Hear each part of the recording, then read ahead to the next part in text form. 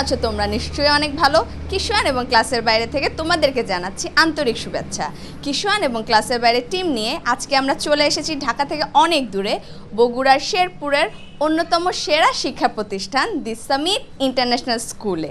এখানকার এই বন্ধুদের সাথে আজকে সারাদিন আমরা অনেক মজা করব, অনেক আড্ডা দিব। কিন্তু তার আগে বন্ধুরা চলো একবার স্কুলটা ঘুরে দেখি।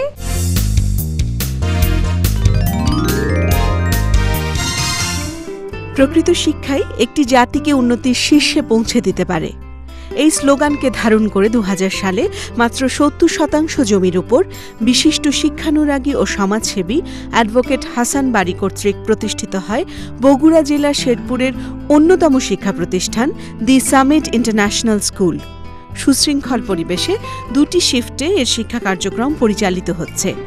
২৩টি শ্রেণীকক্ষ ছাড়াও এই প্রতিষ্ঠানে রয়েছে একটি পাঠাগার, একটি বিজ্ঞানাগার, একটি কম্পিউটার ল্যাব, ২টি খেলার মাঠ এবং একটি মসজিদ।